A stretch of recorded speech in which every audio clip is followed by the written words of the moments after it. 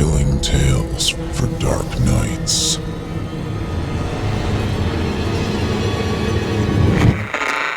Want to make sure you never miss a Chilling Tales for Dark Nights video again? Be sure to subscribe and hit that bell to turn on notifications.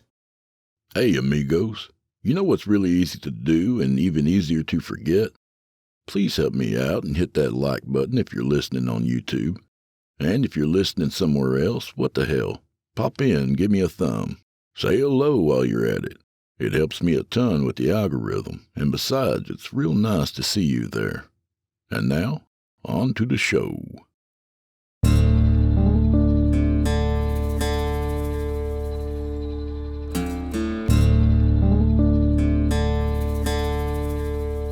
Oh, shit.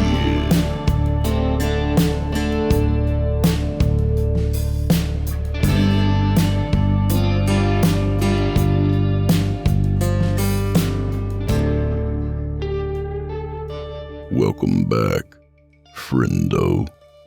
We meet again on yet another national holiday. Today is National Barbershop Quartet Day, and frankly, I'm a little confused. It seems like a lot of people just to cut your hair. Me, I've only ever needed one at a time. What do I know? That's ridiculous, Chester. Not once have I ever heard a barber singing. Let's head inside, y'all. Damn alligator thinks he knows everything. Typical teenager. Well, let me just say before I get started that y'all need to check out simplyscarypodcast.com when you get a chance and become a patron. For as little as $7.99 a month, you can get the entire catalog ad-free and available to download or stream. Lucky you, right? So tonight we welcome back Canada's most dangerous man. Sounds terrifying, doesn't it? The one and only T.W. Grimm. This one walks the thin line between justice and revenge. And whichever side you come out on, I think you'll find it quite the inspired tale. So without further delay, from author T.W. Grimm, I give you 10 Little Scumbags.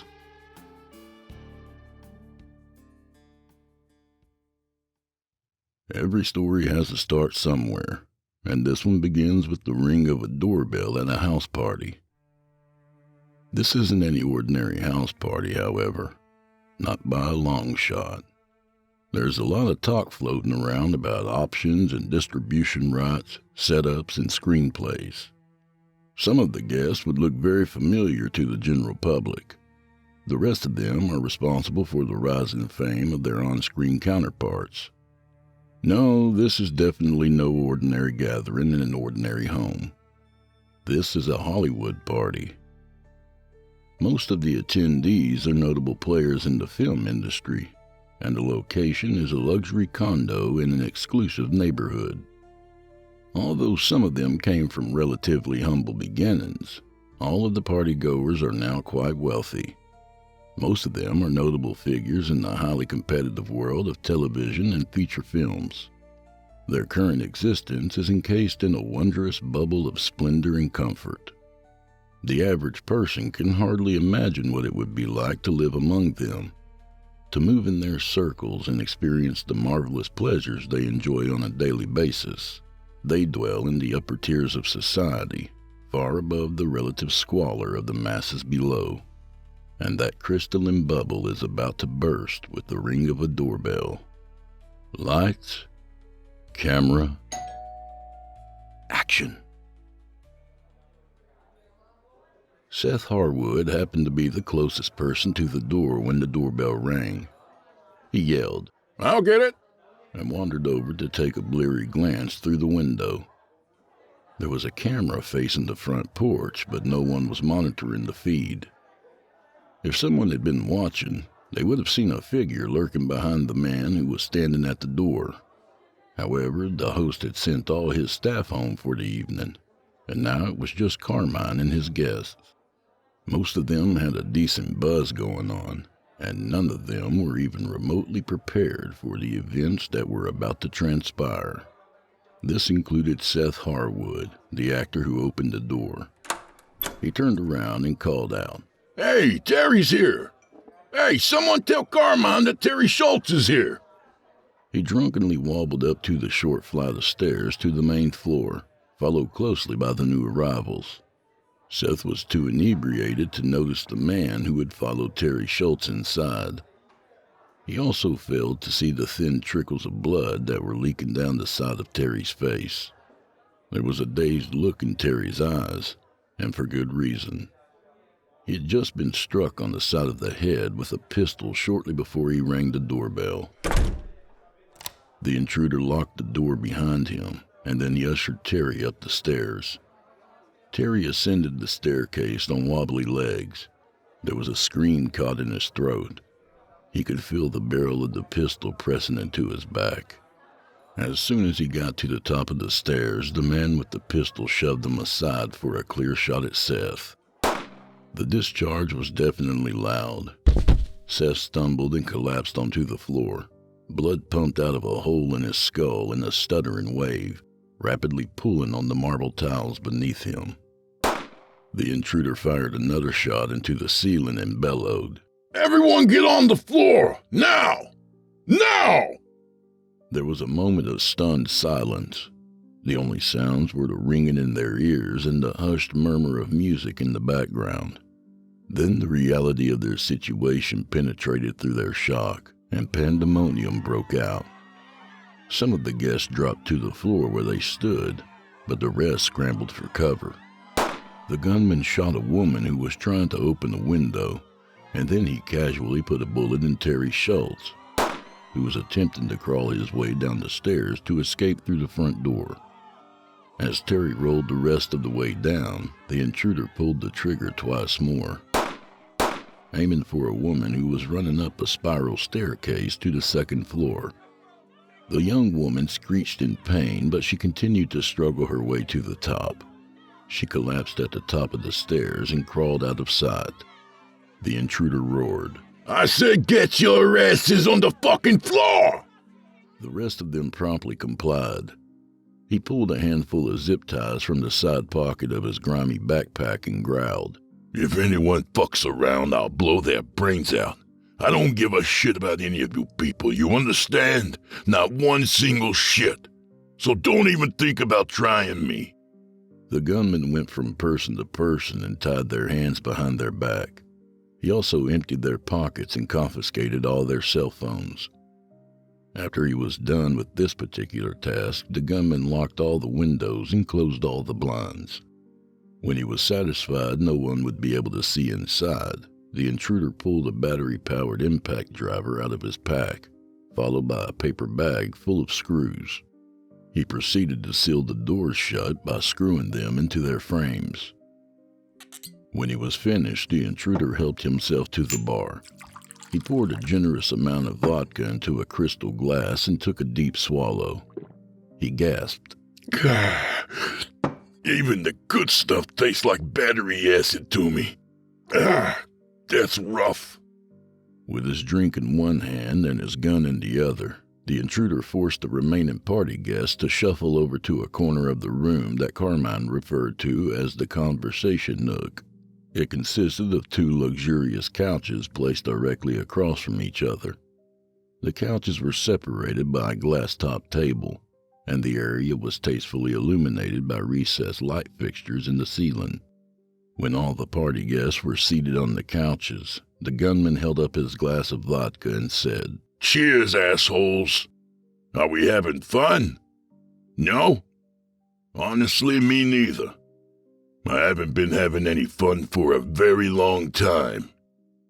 The gunman smiled and dumped some more booze down his throat. He grimaced and tossed the glass onto the carpet beside him. He wheezed, "God, that's harsh.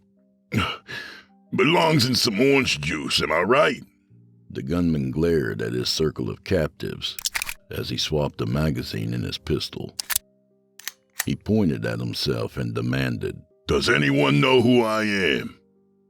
Come on, folks. Take a wild guess."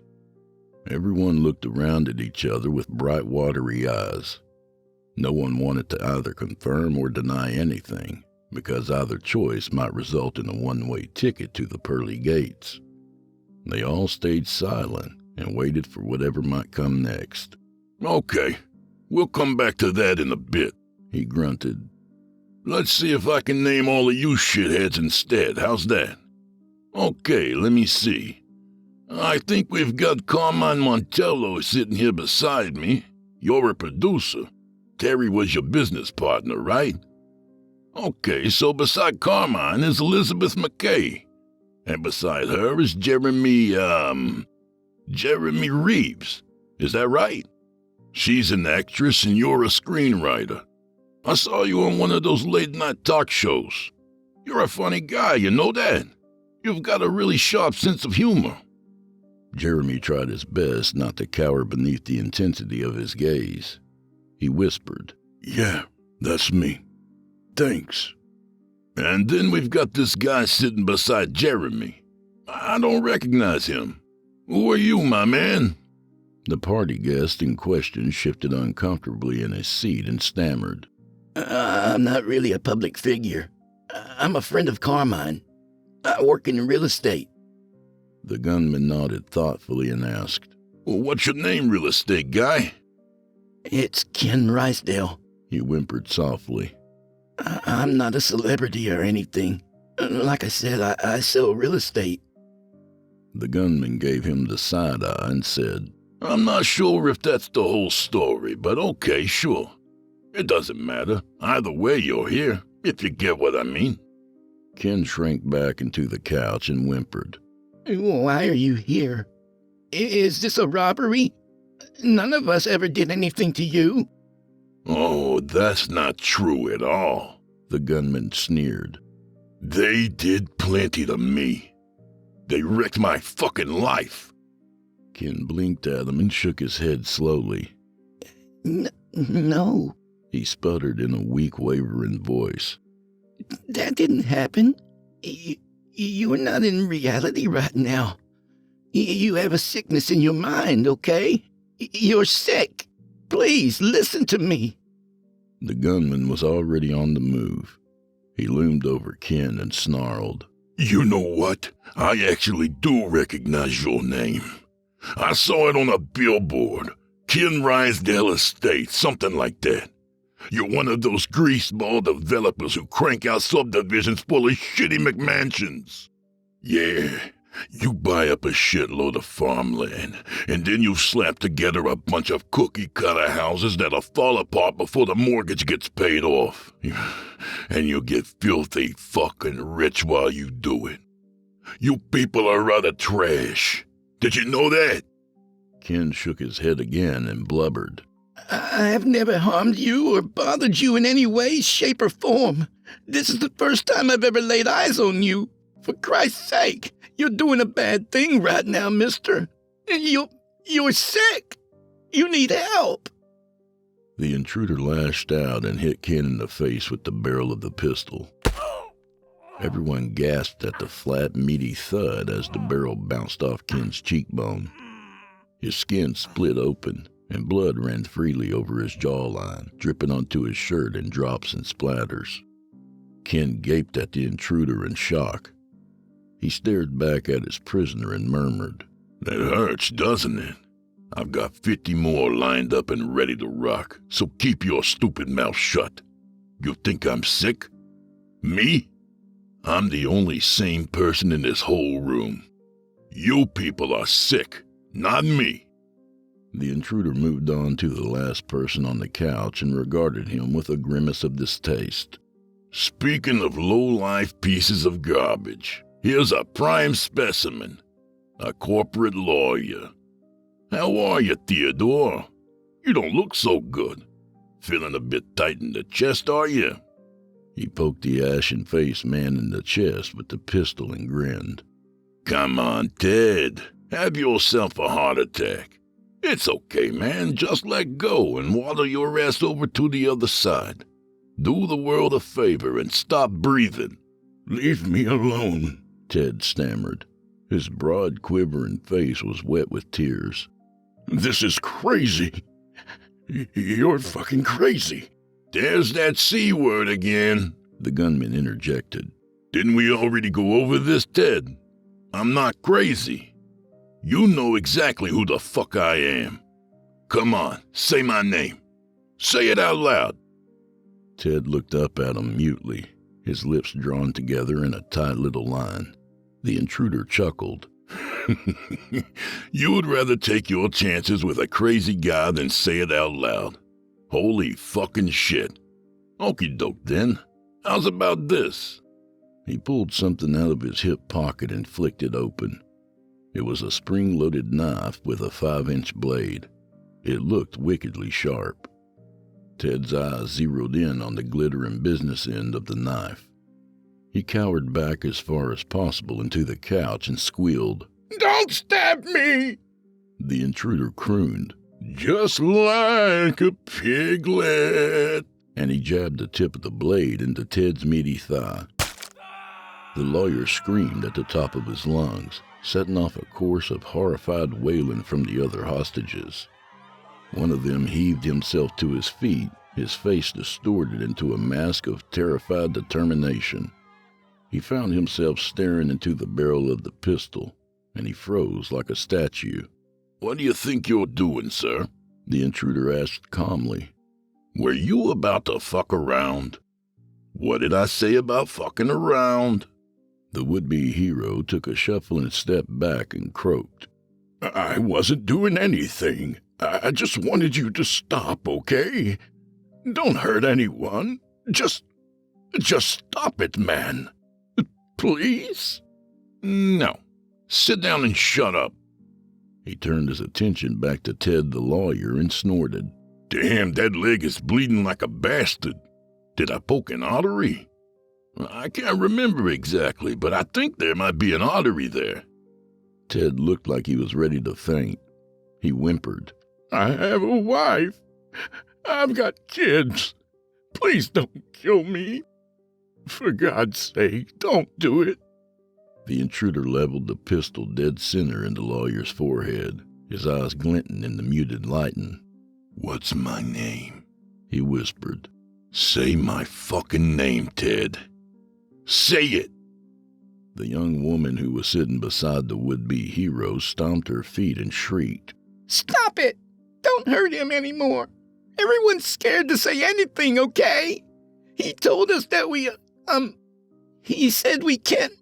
She trailed off, her face a crumpled Kleenex smeared with dripping makeup, and she gave Carmine an uncertain look.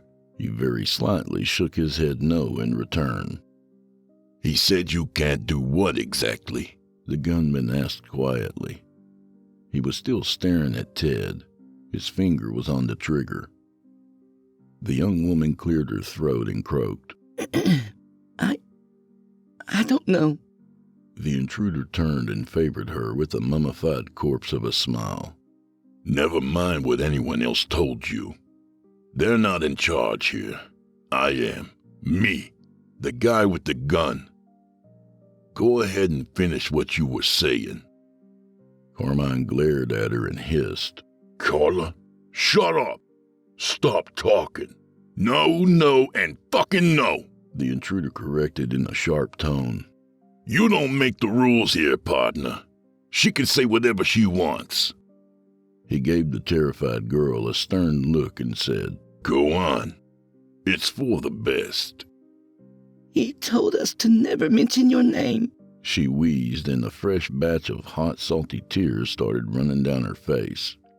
Carmine and Ted the lawyer both groaned out loud at the same time. Carmine's face flushed a deep, ugly red. He uttered a guttural curse under his breath and gritted his teeth. And who said that? The intruder prodded. Who told you to never mention my name?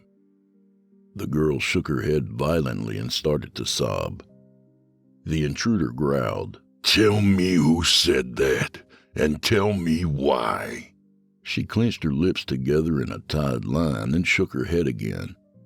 The gunman gave her a long, considering look, and then he hit Ted with the pistol. Ted flopped back onto the couch with a strangled groan. It doesn't sound like in the movies, does it? The intruder murmured. There's no big dramatic bang when you hit someone in real life.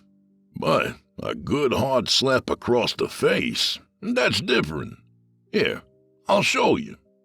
He shoved the knife back into his pocket and held up his hand for everyone to see. He then proceeded to whirl around and deliver a resounding slap across Ted's jawline. The sound of the impact echoed off the walls. The lawyer immediately slumped over and let out a gurgling snore. The intruder looked around at his horrified audience and he asked, "Do you get it now? This is real, folks. No lights, no cameras, no microphones. This blood is real. I'm real. So wipe that stupid look off your faces and wake up."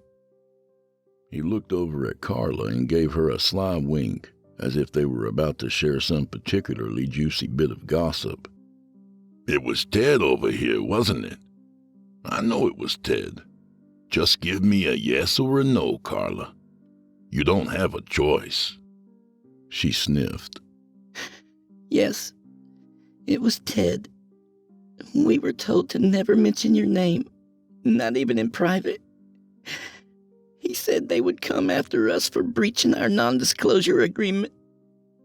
Carmine twisted in his seat and shouted, "Oh, you stupid bitch! You just fucked us, you know that?" The gunman barked. "Stuff a rock in it. You already screwed yourselves a while ago. It just took a little time to catch up with you, that's all. Stop pointing fingers and admit you fucked up." He turned back to the young woman and gave her a puzzled look. "You know, I don't recognize you either. Are you an actress or something?" She sniffed. I'm not...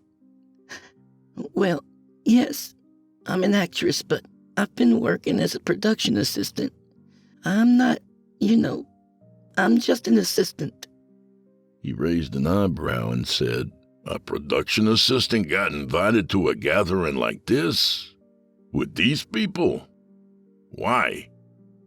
The intruder let the question hang in the air.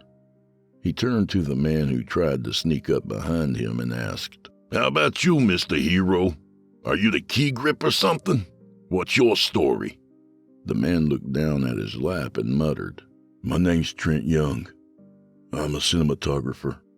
The intruder waved a dismissive hand and said, "I'm just going to refer to you as Mr. Hero because I'm an asshole. Anyway, last but definitely not least, we have the esteemed director, Ron Kersey. Director, producer, visionary, all that jazz. You make good movies, sir, you really do. You're kind of a dickhead, though, aren't you?" "I have nothing to say to that," Ron answered carefully. He was striving to look neutral, but he was sweating in the air conditioning. He hesitated, then added, "What do you want from us?" "I want my life back," the intruder snapped. "But that's not going to happen, is it? So now we're going to do this instead."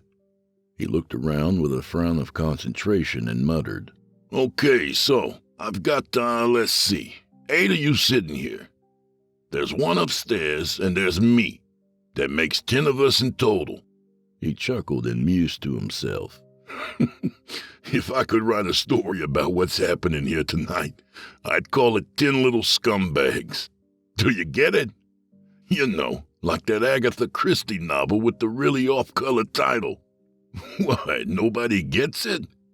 Well, I guess I shouldn't be surprised. Who the hell is reading Agatha Christie these days, am I right?" Ronald swallowed a lump in his throat and repeated, "What do you want from us? Why are you here?" The intruder stood there and looked down at him with a smooth, blank expression, not talking, hardly even blinking.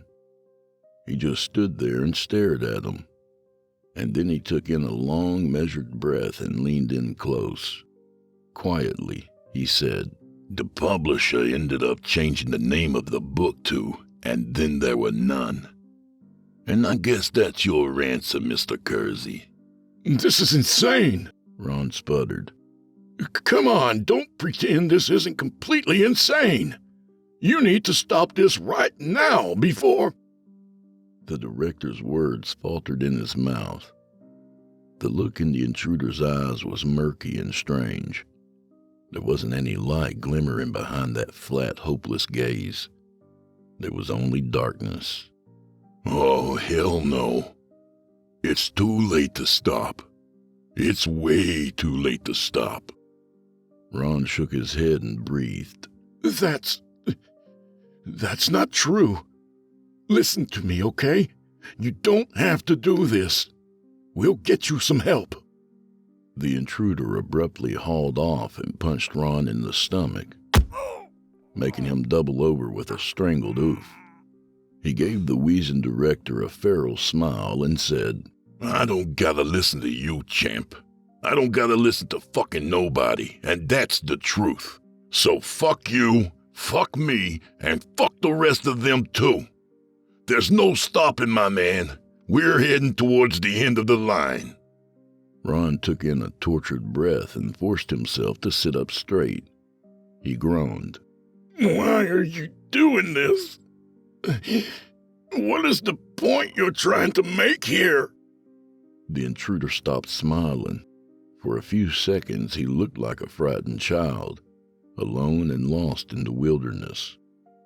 He took in a deep, shuddering breath and said, There's no point, Ron. The time for arguments is long gone. I'm doing this because you killed me, you son of a bitch. You people destroyed my life.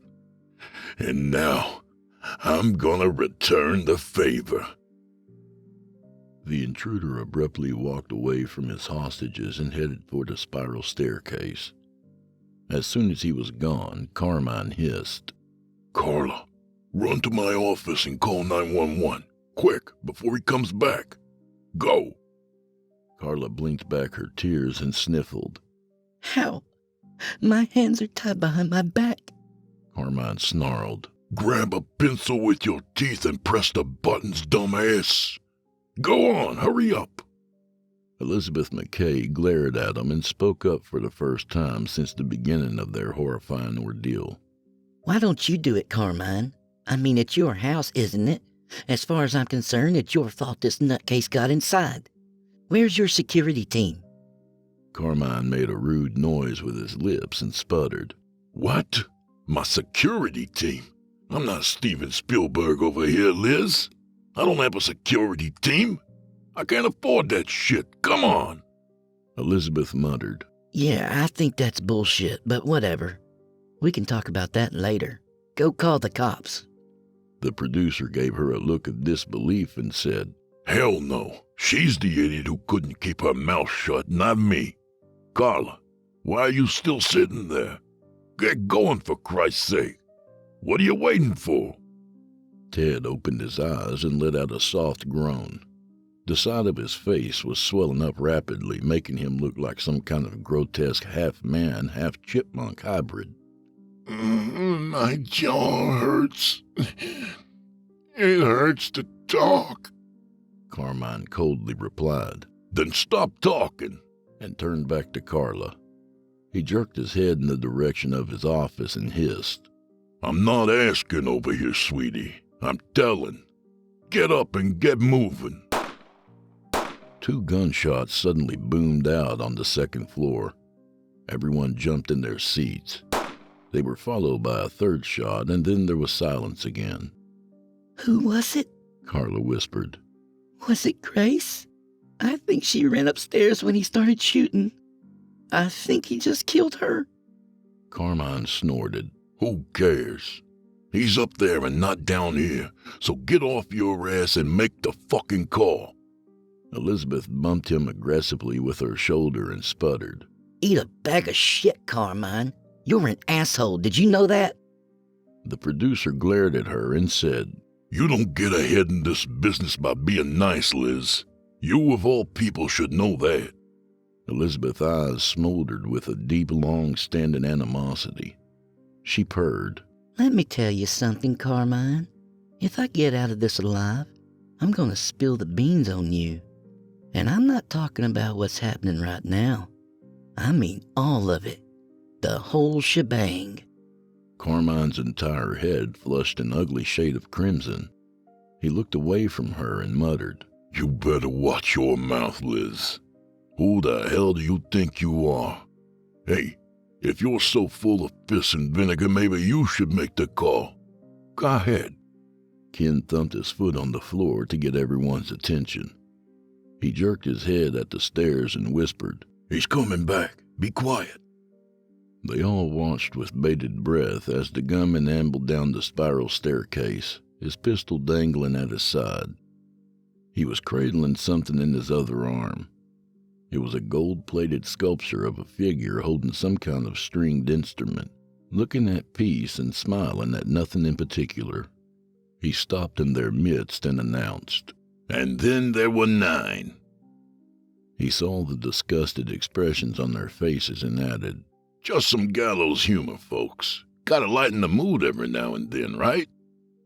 Carla made a soft choking noise in her throat. She quavered, Why did you kill Gracie? She was one of the nicest people I've ever known. Because she was here, the gunman said stiffly. I gotta say, you have a lot of really cool shit lying around, Carmine. How much is this thing worth? Reluctantly, Carmine answered, Maybe $4,000 or so. I don't know for sure. The market value on stuff like that goes up and down. I'm holding a $4,000 knick-knack, the intruder mused. You just have it sitting on a table beside your bed, getting all dusty and shit. Is this a Hindu deity? You don't really strike me as a spiritual guy. I'm not religious, Carmine mumbled. She's the goddess of creativity, so it seemed appropriate. The gunman plunked the sculpture down on the coffee table and scornfully shook his head. So you think you're creative, do you? That's fucking funny, my man. You've never created a goddamn thing, and that's the truth. Your company is just a glorified bank. You finance other people's work in exchange for a big slice of the profits. I fail to see how that makes you an artist. Unless you were talking about being a rip-off artist, because that's exactly what you did. You ripped me off. You used my intellectual property and made tens of millions of dollars. And what did I get? Nothing. Nada.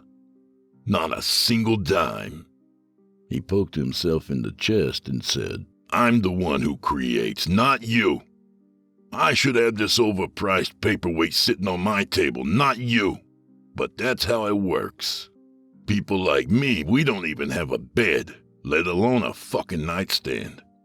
Nope, no gold statue for me. That's not how it worked out. You know what really happened? Carmine wisely kept silent. The intruder gave him a considering look and said, I'll tell you what happened. I wake up one morning and see a DM from someone who's a fan of my work. I mean, I don't really have a ton of fans or anything, but they do exist.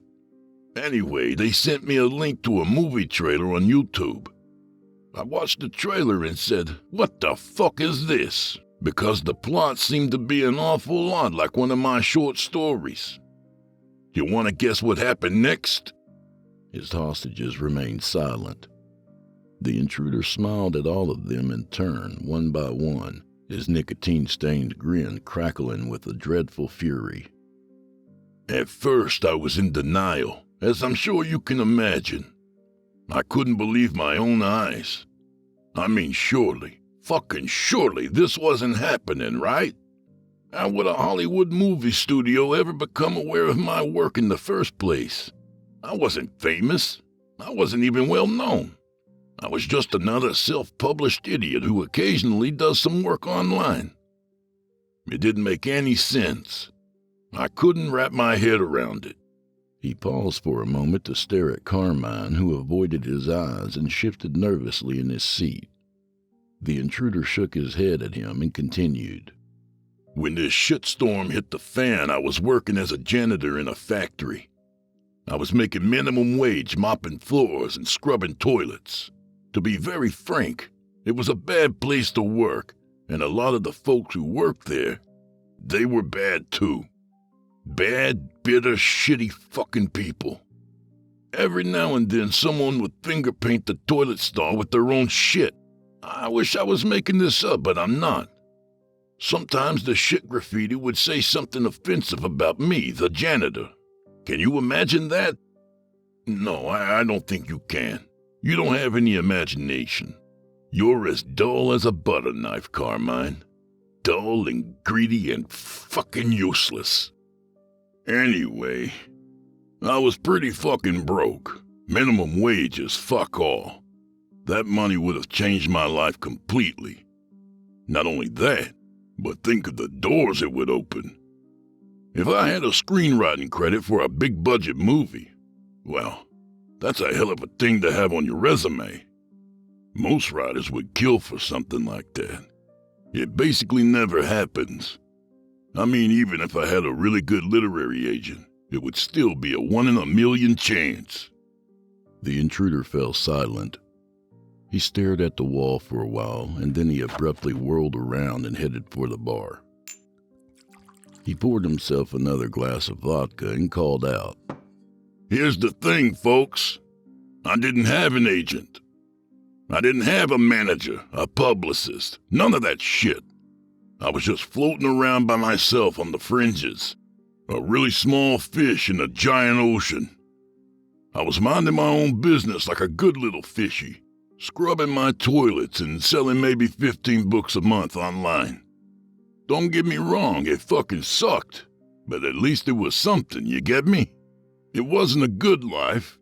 Hell, it wasn't hardly even adequate, to be honest, but it was something. It was better than nothing at all.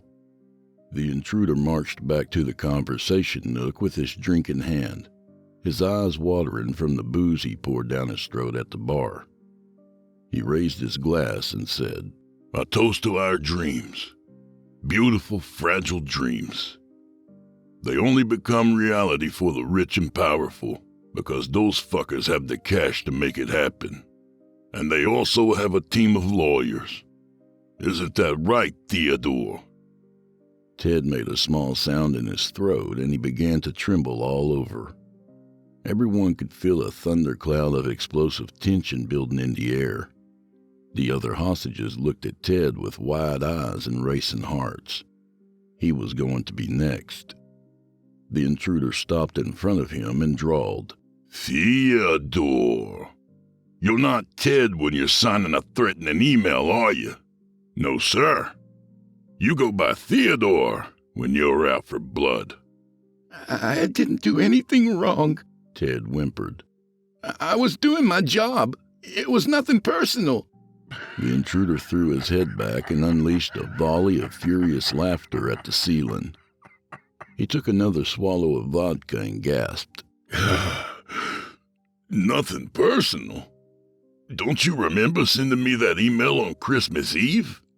You were pretty hard under the collar when you sent that baby along, weren't you? Christ almighty, the thing was friggin' 10 pages long. You wrote an essay about how much I'd regret my actions if I didn't disappear. Man, you were mad as fuck, weren't you? Why is that, Theodore?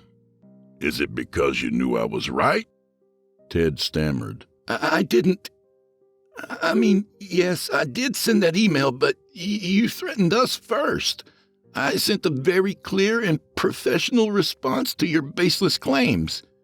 Maybe my tone was a bit too firm, I suppose, sure. But frankly, you're lucky I didn't launch a lawsuit of my own. You have no right to... The intruder kicked the couch between Ted's legs and screamed. You better shut the fuck up, douchebag! What did you just say to me? Baseless? Where the hell have you been for the past 20 minutes? The cat's already out of the bag, moron! We all know it happened. For crying out loud, friggin' Jeremy over here didn't even bother to change the name of the antagonist. What are you, a fucking robot? Look at you. Your shit's bleeding all over the place and your hands are tied behind your back. This is where you're at right now, and you're still coughing up some pre-recorded lawyer talk. Fucking incredible. Carmine was looking at Ted with narrowed eyes. He rumbled. What's he talking about? You didn't say anything about an email, and you responded to him without consulting me first. A slow smile spread across the intruder's face. I think someone was overstepping their bounds. Tell him what happened, Theodore. Tell him everything, or I'll break your fucking teeth. Ted crumpled back into the couch, looking diminished and immensely miserable. We got an email from this guy about a year after we first heard from his lawyer. He said if he didn't get confirmation that Ron was aware of the incident, he'd go after us on social media with his accusations. Carmine's face was becoming redder by the second. Through gritted teeth, he snarled, Do you know what kind of shitstorm this could have brought down on my head? Why didn't you tell me? This goes for you too, Ron. You never said a single word to me about this shit. He told me I'm a nobody, the intruder interjected. His angry smile abruptly collapsed, leaving a vacant and haunted look in his wake. He said I'm delusional. He wrote 10 pages of bullshit to explain why I was wrong. And then he threatened to fuck up whatever was left of my existence if I didn't go away.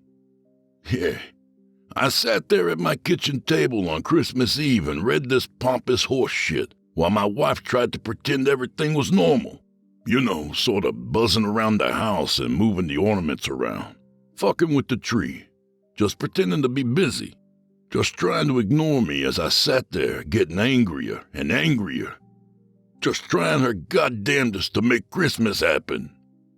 And then I jumped up and threw my phone across the room. And I yelled, You're full of shit and you know it, motherfucker! The gunman paused and looked around the room with a bewildered expression, as if he wasn't sure where he was anymore. He let out a shaky breath and said, My wife, she turns to me with tears in her eyes. And she yells back, Why can't you just let it go? I can't take this anymore. Just fucking let it go and move on. The gunman took another deep drink and gasped at the burning in his throat. He motioned at Ted with the pistol and said, You were scared people would find out. The audience. The people who line up to watch Carmine's crappy movies. Can you imagine the response if I went public? People love to hate the players in Hollywood. No matter how much they adore you, they're always secretly waiting for an excuse to shove you off your pedestal. The rest of you dumb shits might not understand this, but Ted understands it just fine. He knows the power of public opinion. He pointed the gun at Ted and asked, What's your job, Theodore? What does Carmine's company employ you to do? Ted gave the intruder an uncertain look and said, I'm the head of their legal team. Yeah, sure. The intruder agreed. But what is your specific function? What do you do? Ted blinked at him and said nothing. It was obvious he was having difficulty moving his jaw. The left side of his face looked like a Halloween mask. It was tacky with drying blood, and his cheek was swollen to balloon-like proportions. The stab wound in his inner thigh was no longer bleeding, but it throbbed with a fiery heat that made him want to pass out. He took in a deep, shuddering breath and said, I don't know what you want me to say. The intruder kicked the couch again and yelled, The truth, asshole! Your job is to protect the company from losing money. That's what you do. Being called out for stealing from a working man, that wouldn't look very good. Something like that has the potential to hurt ticket sales and drain their bottom line. Ted licked his lips and muttered, It could be a problem, yes. But I investigated your claims, and they were they were untrue. I answered all of them in great detail. The intruder's eyes were wide as saucers. His breath was puffing in and out of his chest in grunts and snorts. You stupid motherfucker. Drop the innocent act, for Christ's sake. You thought I was gonna crawl into the sewer and never return, didn't you? But then I came back, and you got mad, because I wasn't supposed to do that. Carmine interjected. I want to see this response you got from Ted. Do you have access to email on your phone? The intruder winced at the sound of his voice. He bent down to look Carmine directly in the eye, and he said, I don't have to show you shit motherfucking all, my man. The time for verifying and examining the evidence, that time is long gone. Just be quiet and let me say what I have to say. He pointed at the director and ruefully shook his head. I didn't think Ron even knew, but apparently he did, and he just didn't care. You're a special kind of asshole, you know that? You talk all that shit online about how you're a regular salt-of-the-earth kind of guy, and it's a bunch of lies. You're another pampered shitbag in the back of a limousine. You direct movies about the struggles of regular people, but I doubt you even know any regular people. You're 10 times worse than Theodore over there, because he doesn't try to hide his true identity. He's a vulture and he knows it. You, however, you live entirely up your own ass. We have absolutely nothing in common, you and I. You live up in the clouds. Hell, you wouldn't even notice one of us regular people. Not unless we took you hostage and forced you to notice. Carmine appeared to not even be aware of the exchange between the intruder and Ron Kersey. He was too busy glaring at the head of his legal department. He suddenly yelled, God damn it, Ted. Why didn't you just come to me when you got the email? I would have just cut him a deal for Christ's sake. What would it cost? 20 grand? Maybe 40? Who gives a shit? Now look at us, you goddamn idiot. You stupid son of a... The shot was deafening in the narrow corner of the room. A chunk of Carmine's head sprayed on the wall behind him, followed immediately by a crimson gush of blood. He choked out a gurgling groan and fell sideways. His head landed in Elizabeth's lap. She screamed and jumped up from the couch, only to be immediately shoved back down by the intruder. She fell on top of Carmine and squirmed away, crowding up against Jeremy with an expression of hysterical disgust. The gunman roared, Nobody gets up from the fucking couch. Don't even think about it. The actress screeched back, Fuck you! He was bleeding on me! His blood is all over my legs! I don't care if you're drowning in it, lady. You keep your ass on that cushion. This isn't fair. Elizabeth stammered and she started to cry. I didn't do anything to you. I starred in a movie and got a paycheck. That's it. That's all I did. The intruder took another big gulp of vodka and wandered away into the middle of the room. He looked around at the opulence of his surroundings with a mixture of contempt and wonder. Stop whining about it, he called over his shoulder.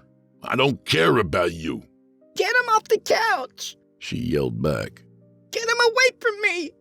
The gunman stormed back to the conversation nook and pulled the body off the couch. He tucked his firearm in his waistband and dragged Carmine to the other side of the room. And then there were 8, he croaked. Tell me something, Ron. Why are you people gathered here tonight? It seems like a coincidence that everyone here worked on the same movie. It's a bit late for a rap party, so what's the occasion? A fleeting look passed between the remaining hostages. Ron licked his lips and answered with a question of his own. How did you find this place? Carmine's address isn't public knowledge. Oh, I've been doing my research, the intruder said cryptically, and he smiled. I guess it's time for the second act of my story. That's what I do, isn't it? I tell stories. I tell them and you still them. Ha! Isn't that right, Mr. Kersey? No, Ron answered calmly. That isn't right at all. Go ahead and tell your story, sir. Here goes nothing, the intruder chirped brightly. We'll call this Act 2, the aftermath. Anyway, after Ted sent me that charming email on Christmas Eve, I gave up on trying to contact anyone. I was worried I'd have to defend myself against you shitty bastards in a libel suit, and I was terrified I'd lose. I didn't have a lawyer anymore, so I was pretty much fucked. I guess I kinda plunged into a downward spiral. I started drinking again. I couldn't sleep without it. I didn't care about anything. All I could think about was the theft of my work. Writing takes a lot of time and concentration. You don't just shit out a novel in a month and call it good. Research, edits, rewrites, more edits. It never ends. On top of all that, you still gotta work and make ends meet. I kept going through the motions for a while, but it wasn't good anymore. I couldn't lose myself in the story. The magic was gone, and that really fucked me up. Losing the ability to slip away into my own imagination.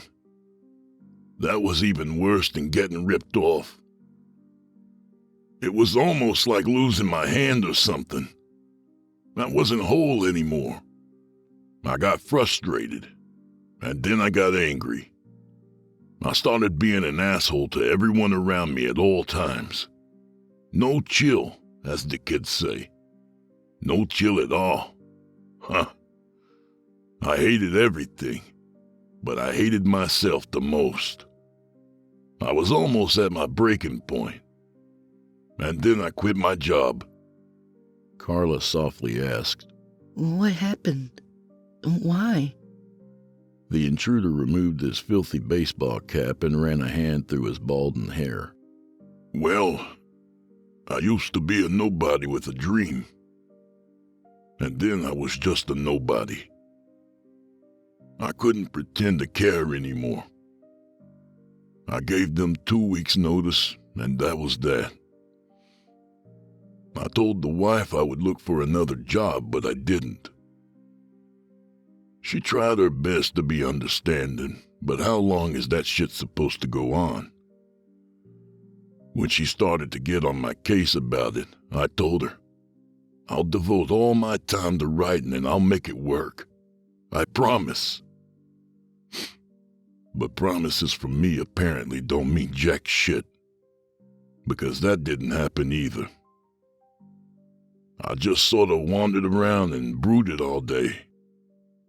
He ran his hand over his thinning hair again and favored his captive audience with a crooked smile. Look, I've got a record, okay? Drugs, petty theft, some shit like that. Poor people's crimes. I paid my dues, but that doesn't change anything. People always think that having a criminal record doesn't matter when you're looking for a job. But of course it does. Why take a risk on a guy like that if you can just hire someone with a clean background? Let's face it, most people have never been arrested, let alone convicted of a crime. If you've got that kind of baggage, it limits your opportunities. That's not fair. Carla said quietly. I'm sorry it's like that. Me too. The intruder muttered. In my experience, the best you can hope for is temp work at a factory or a warehouse. And that isn't saying much. I remember working at this one place, a warehouse. It had a conveyor belt that was so long you couldn't even see where it started. The conveyor was jammed full of boxes at all times, every minute of the day. There was an endless line of boxes stretching as far as the eye could see. I would stack 8 of these heavy bastards on a wooden pallet, and then a guy on a forklift would come and take them away. I had no idea what was inside the boxes, and neither did any of my co-workers. The intruder looked at Ron and asked, Do you know what struck me most about that place? No one ever said my name. Not once.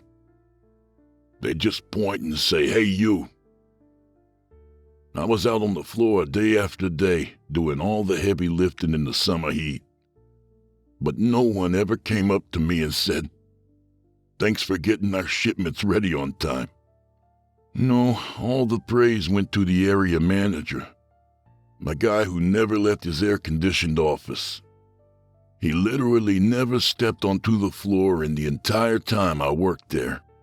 Do you see the parallel here, folks? Huh? The intruder was starting to shake like a leaf in his filthy sweatshirt.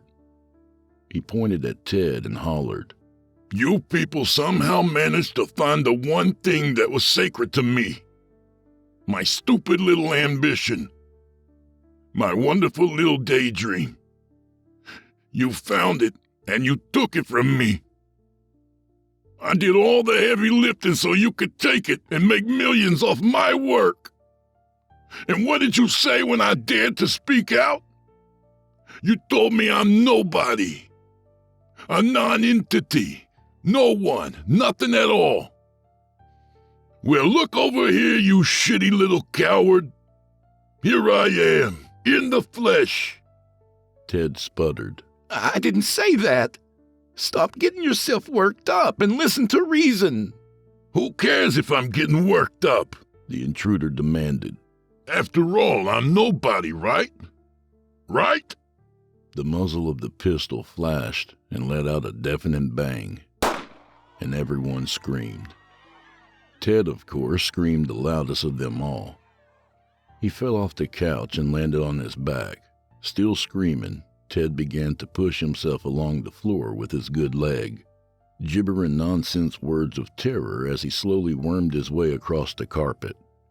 The intruder stood passively and watched the lawyer's futile attempt to run for his life. His lower lip started to quiver, as if he were about to burst into tears, but his eyes were dry and hot with the fires of vengeance. They had already scorched his soul, and now the flames would also consume his enemies. Tonight they would all burn together. The intruder grabbed Carmine's golden statue and followed after his hated nemesis. He stopped the lawyer's agonized escape with a kick in the ribs, and Ted wailed like a child. The intruder pinned the weeping man with his knees and grunted, "I'm real, you son of a bitch." The statue bounced off the lawyer's forehead once, twice, and then a third time for good measure. The intruder rose to his feet and brandished the blood-spattered statue at the rest of the hostages. He screamed, "Do you see that, cocksuckers? Huh? Do you see that shit?" Ted was already finished, but it wasn't enough. It would never be enough. The intruder growled like a rabid dog and battered the dying man with primal savagery. Droplets of blood and bits of flesh splattered across the ceiling, the walls, everywhere. The intruder didn't stop until the lawyer's entire head was completely destroyed. When the intruder was finally satisfied, he dropped the statue and rolled away from his victim. He lay on his back for a few moments, panting from exertion and covered in blood. He sat up and gasped. There's not much time left. That lady upstairs was on the phone with 911 when I shot her. The cops probably have this place surrounded by now." Trent gave him a furious look and snapped, "You sick, twisted piece of shit! Do you imagine that was somehow justified? I hope you rot in jail forever." The intruder clambered to his feet and snorted. "We haven't heard from you in a while, Mr. Hero. You're gonna deliver your hero speech now? Go on, say your piece. Make it quick." Trent grinned right back at him and said, "You've already killed the people who were directly responsible. What do you want now? Some more attention? Is that it? You want us to say your name? You don't deserve one. You're just the big man with the gun. Keep hiding behind your gun, you pathetic bastard." The intruder gave him an incredulous look. "The gun is just a lump of metal. It can't do shit unless I squeeze the trigger. Do you want to see something really dangerous?" He stomped over to Carmine's wall-sized TV and grabbed something off the end table. It was a TV remote. The intruder seized a handful of Trent's hair and waved the remote in his face. "Now this thing right here, this thing is incredibly fucking dangerous, Mr. Hero. This thing is the motherfucking A-bomb. I couldn't possibly do more damage, not in 1,000 lifetimes." Trent opened his mouth to reply, but he couldn't think of anything to say. At that instant, a man's voice began blaring from a bullhorn outside. Attention! This is Sergeant Hernandez of the Los Angeles County Sheriff's Department. In approximately 1 minute, you will receive a phone call on the landline that's registered to the homeowner. Please answer this phone call. Yep, the cops are here, the intruder murmured. His face was pale and drawn. That look of being lost and afraid passed over his features again like a dark shadow. Elizabeth exclaimed, Just give yourself up. For God's sake, it's pointless. You don't have to die tonight, and neither do the rest of us. You need help. The intruder gave her a sharp look. I know why you all came here tonight. You came here to talk about a sequel. No one answered him, but the guilty expressions on their faces was enough. The intruder nodded to himself, a sorrowful gesture, and he shook his head. Terry Schultz spilled the beans. You know how I got to him? I catfished the dumb old bastard with some stock photos. I actually Googled blonde bimbo stock photo and used them in my profile. Yeah, it was that easy. I tied him up and kept him locked in the trunk of his car for a while. When I finally let him out, he was more than willing to cooperate. The gunman dug into his backpack, and he pulled out a script for the proposed sequel. He waved it in the air and said, Original screenplay by Jeremy Reeves. You did this all by yourself, did you? Or maybe you're just taking all the credit for someone else's work again. That would be par for the course, wouldn't it? A telephone started to ring inside Carmine's office. The intruder said, Excuse me for a second, and jogged over to answer it. The hostages strained to hear his side of the conversation. It was very brief. The intruder said, Hello? Yeah, that's me. He listened for a while, and then he made an impatient sound and said, Okay, be quiet for a second. I don't have a list of demands. It's not like that. No, I'm not going to tell you why. I'm sure you'll figure it out later. It's just something I need to do, that's all. I'm sorry, can you repeat that? No, absolutely not. You're not understanding me, officer. I don't want any of that. I'm going to do what I need to do, and when it's over, you can go ahead and blow me to pieces. I honestly don't give a shit. The intruder came back to the conversation nook with an irritated expression on his face. He glared at his hostages with bloodshot eyes and croaked, The cops want to negotiate. They don't get it. I don't want money or recognition. I don't have a noble cause or a manifesto.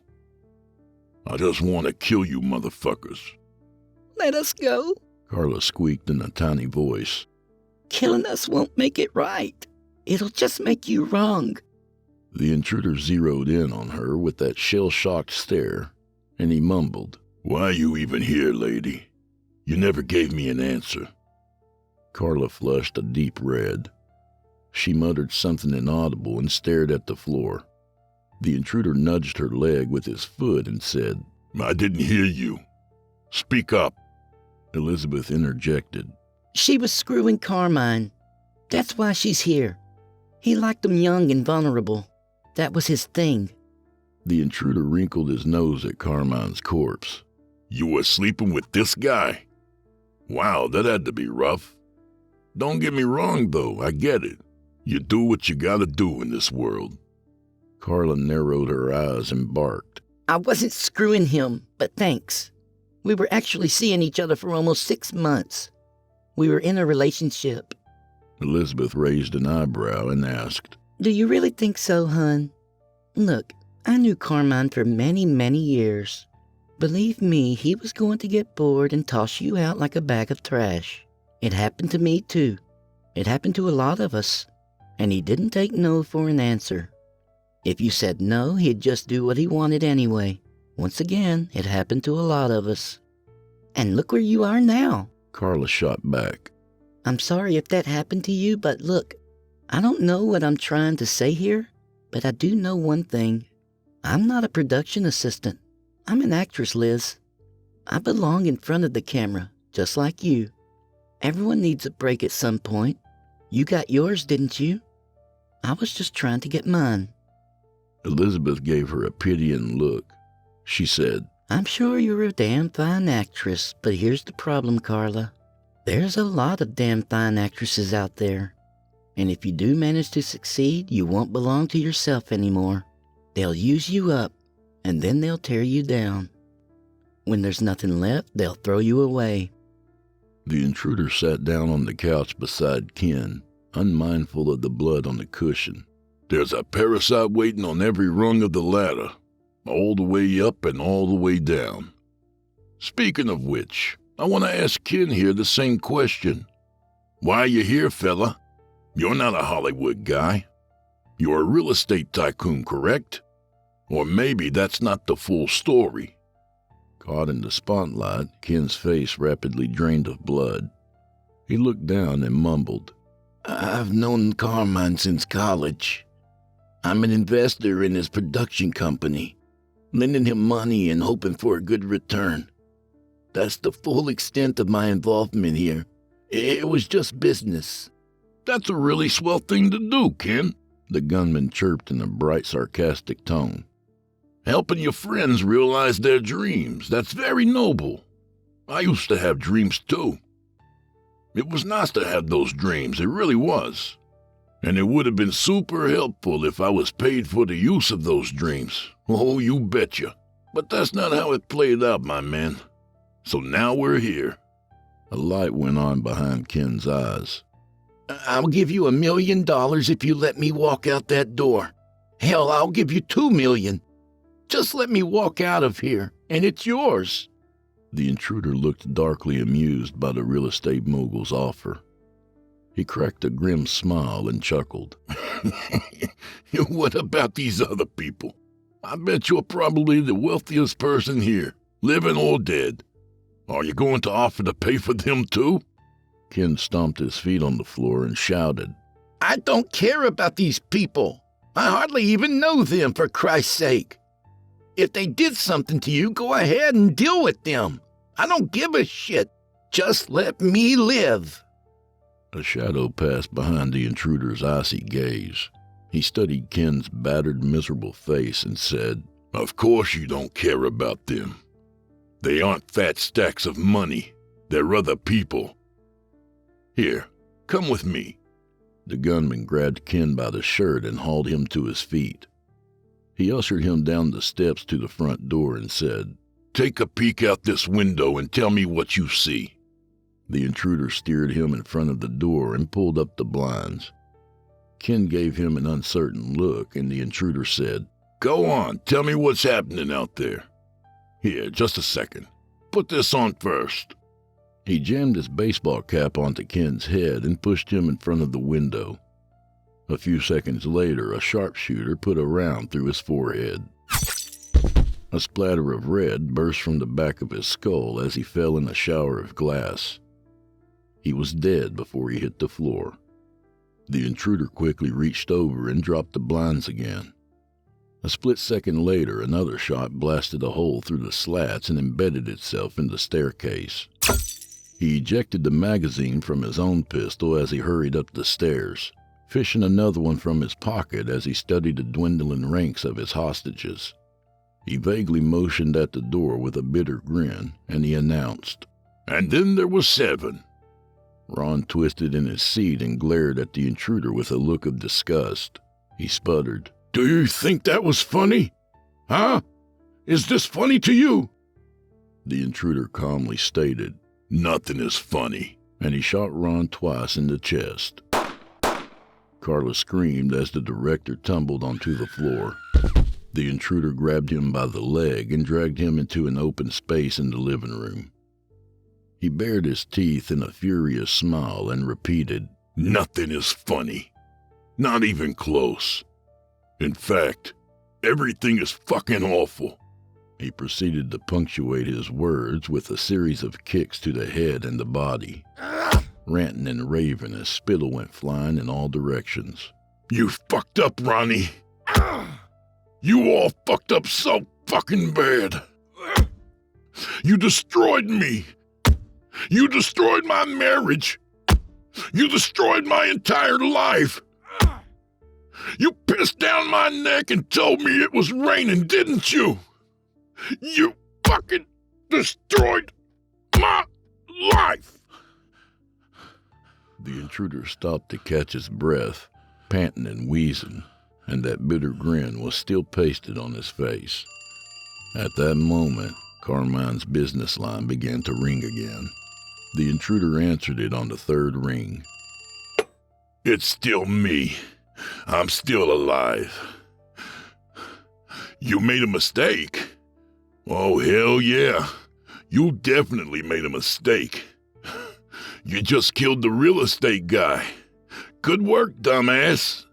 He paused and then quietly said, If you come in, I'll blast the whole fucking condo sky high. I've got the doors rigged to blow, and I'm wearing a vest with... What was that? No, it's not. For Christ's sake, listen to me, man. It's not something you could ever give me. It isn't yours to give. Look, I don't think we have anything to talk about, okay?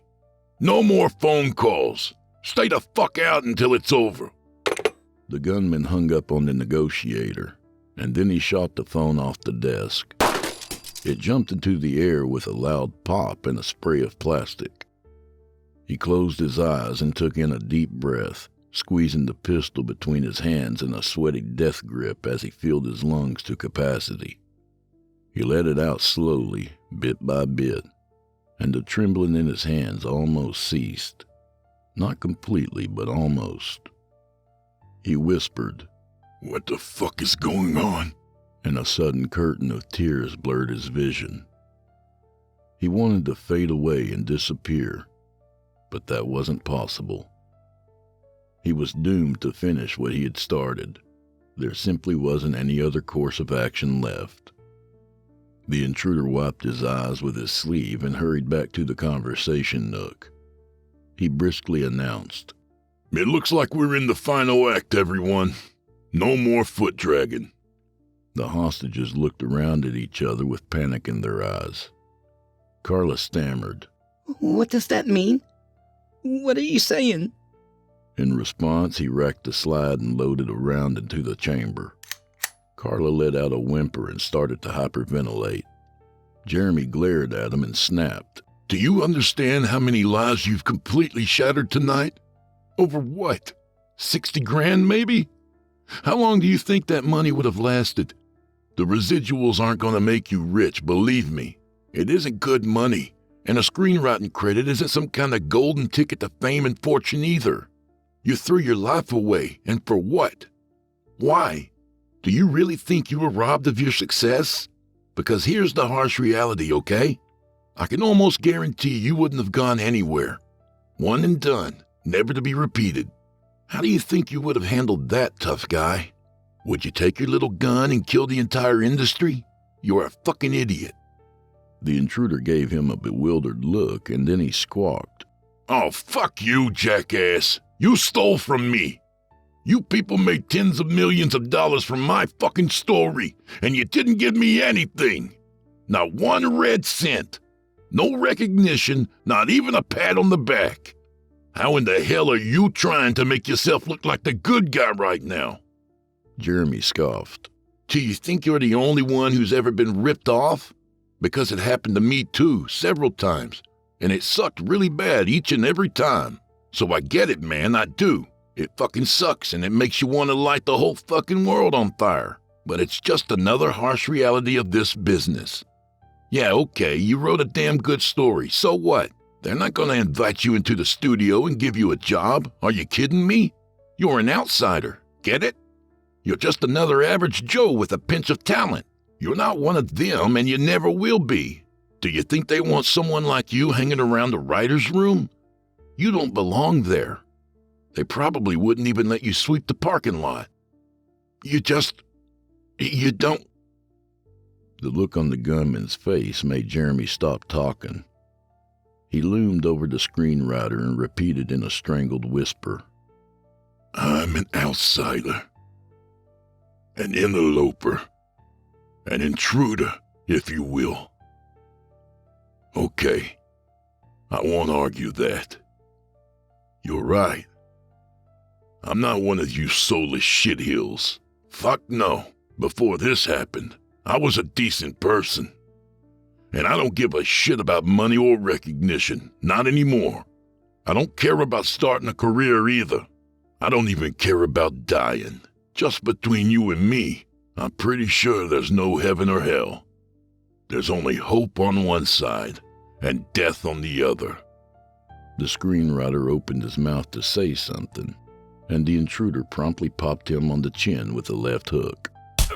Jeremy's head snapped back, and he looked up at his tormentor with a dazed expression. Keep your mouth closed and listen, the intruder snapped. I'm talking here, not you. I'm talking about hope, fuckhead. Let me tell you about the nature of hope, okay? It's like a tiny little candle out there in the void. It's so small, you know? It's so small, and it's so fucking fragile. And beyond the light of the flame, there's darkness and sorrow and just nothing. Nothing at all. And then you morally bankrupt bastards, you come along and you pissed out the flame. You didn't have to do that, but you did. And now, there's only the void. Jeremy mutely shook his head. His eyes were glimmering with tears. He whispered, I'm sorry, okay? It wasn't my fault, but I'm sorry. The intruder prodded him in the chest with the pistol. He leaned down and breathed. The light is gone. And now, it's time to go to sleep. Elizabeth twisted in her seat and screeched. Oh, get fucked! It's not our fault you just gave up and quit. It's not our fault you're a loser. Yeah, that's right, you're a loser. Do you want to hear another truth, you whiny little bitch? You don't have what it takes to make it in this business. You'd get eaten alive. You're right, the intruder agreed. I wasn't made to swim with the sharks. I was just a dreamer with my silly little dreams. And then you destroyed them. Your dreams can get fucked too. She spat in his face. The intruder wiped a frothy gob of spit off his face with the sleeve of his hooded sweatshirt, and then he was suddenly looming over her, his hand drawn back to knock her senseless. She hissed, Don't you touch me! And lashed out with both feet, dropping both of her heels into his shins. He let out a shrill cry and stumbled back. Elizabeth screeched in triumph and bicycle kicked her legs at him with desperate intensity. By sheer accident, one of her feet knocked the gun out of his hand. It spun away in the air and disappeared beneath the opposite couch. Elizabeth screamed, Get him! And launched herself at the gunman like a battering ram. Her head slammed into his stomach and they both fell into the coffee table, smashing the glass top into 1,000 glittering shards. He threw her aside and tried to stand up, but he was booted back to the floor by Trent, who immediately lost his balance and tripped over the table. He rolled across the broken glass and flopped on top of the intruder, pinning him down with his body weight. Trent shouted, Jump on him! Hold him down! Jeremy leaned forward in his seat and twisted his arms against the rigid grasp of the zip tie, fighting against it with all his strength. There was a horrible flare of pain and his skin tore open beneath the plastic teeth, and then the zip tie snapped in half. My hands are free! He jumped on the intruder's back, pummeling him with arms that were completely numb from lack of circulation. Carla and Elizabeth both dropped their weight across the intruder's flailing legs. He roared in fury and squirmed like a snake beneath them. Elizabeth yelled. Jeremy, get the gun! The intruder managed to heave himself onto his side, and Trent squealed. He got me! He squirmed away from the brawl with blood pouring from a deep cut across his abdomen. The intruder twisted around with wiry strength and slashed Jeremy across the neck. The screenwriter clapped a hand across the wound and jumped to his feet. He was slashed across the leg as he tried to run for the front door, causing him to fall over the couch and execute a clumsy somersault in the process. His neck was spurting blood beneath his hand. Elizabeth and Carla rolled away from the deadly fury of his knife. They cowered against the couch and begged for mercy. The intruder gasped. You almost had me. And he hauled himself to his feet. Elizabeth had given him a hairline fracture in his shin, but he could still hobble along faster than Jeremy, who was bleeding like a fountain as he drunkenly zigzagged his way to the door. The intruder caught up to him at the top of the stairs, and he shoved Jeremy headfirst down the staircase. His neck snapped like a pencil on impact. He watched his own blood flow across the marble tiles as his vision faded to black. The intruder came limping back with his mouth twisted in a horrible grin. He headed straight for Trent, who was writhing around on the floor with his guts bulging from his wound. The intruder leaned over him and grunted. End of scene. Time to shut her down. The younger man's cries for help turned into a dreadful gagging sound as the intruder pushed a knife into his neck. Trent stared up at him with unbelieving eyes, his blood gushing onto the carpet in a stream. Within a few seconds, his gaze turned murky and dull, and then he was staring at nothing at all. Outside the condo, the voice on the bullhorn was shouting for the intruder to reconnect the phone.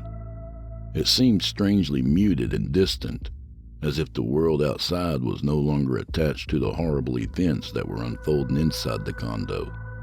The intruder looked over at Elizabeth and Carla, and he spat a wad of bloody mucus on the carpet. He wheezed. And then there were 3. Thank fuck it's almost over. Elizabeth closed her eyes tightly and said, Don't give yourself up to the cops. Don't you dare. Just blow your brains out and remove yourself from this world, you piece of shit. The intruder softly answered, That's the plan. He hesitated, then turned to Carla and said, I guess this isn't worth much, but I don't think you deserve any of this.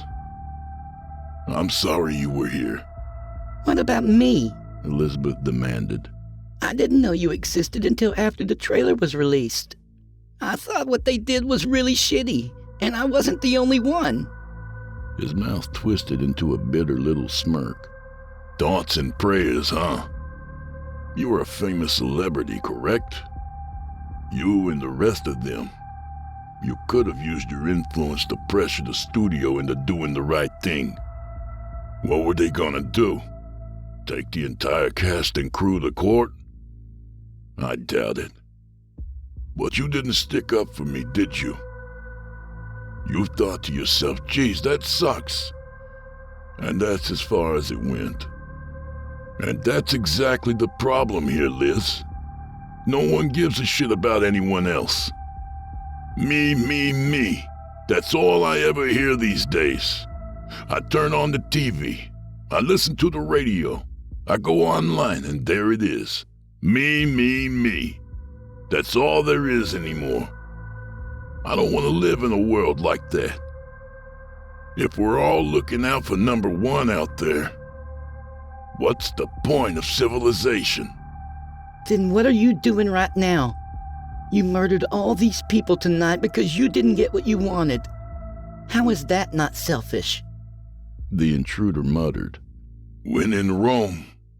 And he winced as he crouched down to fish the pistol out from beneath the couch. As he dropped out of view, Elizabeth uttered an anguished scream and ran for the window. At the same time, something smashed through the window from the outside and bounced off the floor. It was a flashbang grenade, and it detonated directly in her screeching face. There was a tremendous boom and a brilliant flash of light. Elizabeth's brain was almost jellified by the concussive force of the blast, and her once beautiful features were scorched to the bone. She fell backwards and dropped like a brick to the floor. Carla found herself curled up on the floor with a dreadful buzzing in her skull. She shouted for help, but she could barely hear her own voice. The intruder staggered into view and shouted something, but his words were lost beneath the ringing in his ears. Carla tried to get up, but she was overwhelmed by a wave of nausea. Her head was aching like a rotten tooth, and her vision was scrambled from the glare of the flashbang. She squinted at the intruder's blurry form, and she saw the pistol in his hand. Carla struggled against the zip tie that bound her hands together, and she yelled, "Don't do it!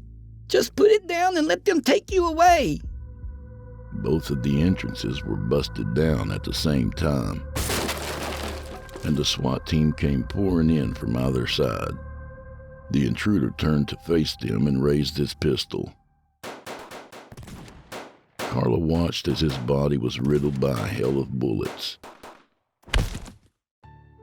When the shooting finally stopped, Carla stumbled across the gore-smeared carpet and fell to her knees beside him. The police were shouting orders at her, but she couldn't hear them. Her entire world had shrunken down to a narrow view of the intruder, twitching like a fish out of water in a pool of his own blood. The intruder wasn't holding a pistol. It was still lost somewhere beneath the couch. He was holding the TV remote.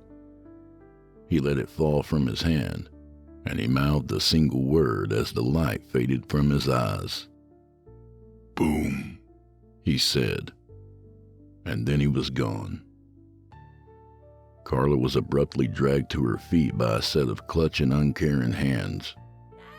She let out an anguished scream and fought against them, dragging her heels across the floor as they pulled her outside. She was the sole survivor, the last little scumbag, and she couldn't bear to leave the others behind. Carla was still screaming when they loaded her into an ambulance. She screamed until she was sedated, and then she silently screamed in her nightmares.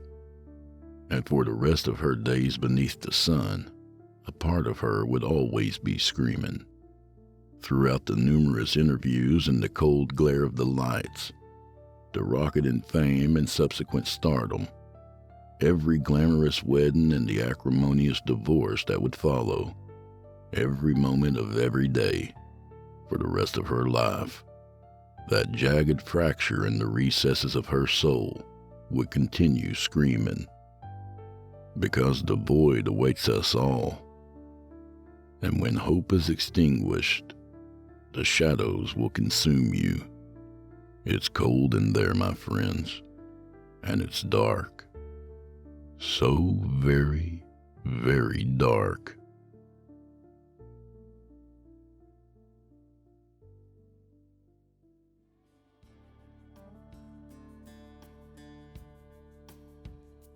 And that was 10 Little Scumbags by T.W. Grimm. A good reminder to give credit where credit is due. A little about the author. T.W. Grimm lives in Southwestern Ontario. He's the author of 99 Brief Scenes from the End of the World, Tripping Over Twilight, When the Stars Fall, A Different Kind of Magic, and most recently, Bonesaw Vic's Cryptozoological Gardens, Volume 1. Bonesaw Vic's Cryptozoological Gardens is an off-the-wall journey into a world of supernatural beings and organized crime. You'll join our unwitting protagonist as he encounters stoic ex-mercenaries, dangerous gangsters, and a boatload of mythical monsters with a lot of personality. It's funny, it's horrific, it's dangerous, it's a bit stupid.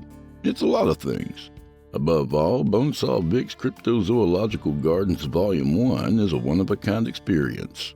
Check out the link in the show notes or look up T.W. Grimm on Amazon or Audible and grab all his fucking books. Treat yourself. You're worth it. And do old Drew Blood a favor, would you? Subscribe to his podcast wherever you do your listening and leave him a 5-star review and a kind word, even if you're listening on YouTube. He needs soldiers on all fronts to win this battle, and he appreciates it.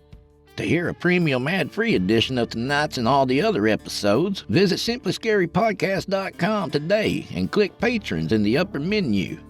You'll find yourself at chillingtalesfordarknights.com, where you can become a patron for as little as $5 per month and get access to their entire audio archive, all ad-free and available to download or stream. Thank you for your time and for supporting our sponsors. When you support our sponsors, you support this show. If you happen to use Facebook, Twitter, Instagram, or YouTube, you can follow and subscribe to Chillin' Tales for Dark Nights there, where you'll get all the latest updates and new releases and have the chance to interact with them each and every week. Oh, and you can find Drew Blood on Facebook and Instagram, and sometimes Twitter. The Drew Blood's Dark Tales podcast is accepting submissions, friend. If you've got a story or two you'd like to be featured on the show, send it to drewbloodhorror@gmail.com. If selected, you'll get the full treatment, 10 bananas.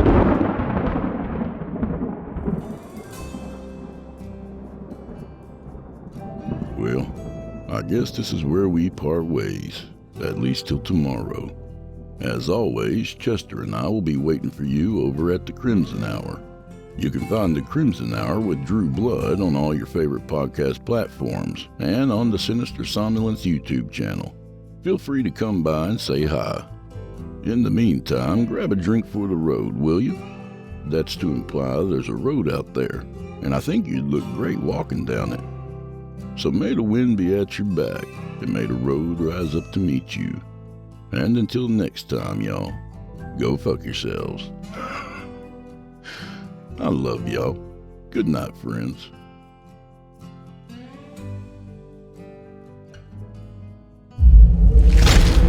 Chilling Tales for Dark Nights.